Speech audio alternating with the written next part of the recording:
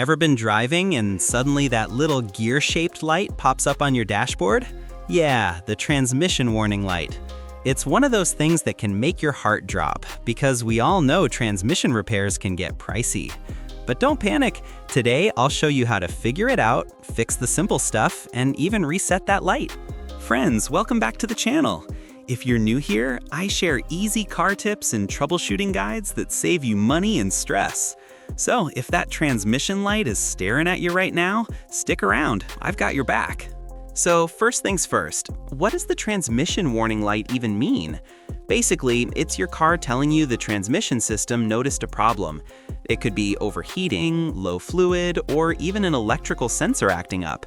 Sometimes it's serious, sometimes it's just a small issue. Here's what you can check right away. Transmission fluid. Pop the hood, pull the dipstick, and make sure the fluid level is good. If it's low, top it up with the correct type of transmission fluid.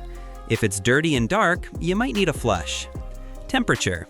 If you've been driving hard or towing, the transmission might just be too hot. Park the car, turn it off, and let it cool down for 20 to 30 minutes. Sometimes that alone clears the warning. Battery and sensors. Believe it or not, a weak battery or bad sensor can trigger that light. If your battery's old, consider testing or replacing it.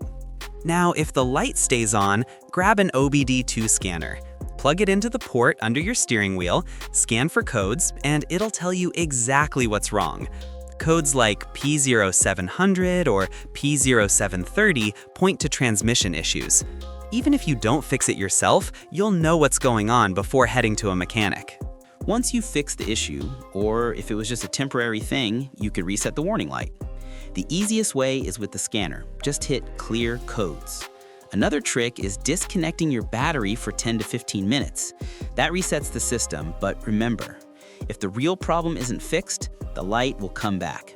So to sum it up, check your fluid, let the car cool down, scan for codes, and only reset the light once you've sorted the issue.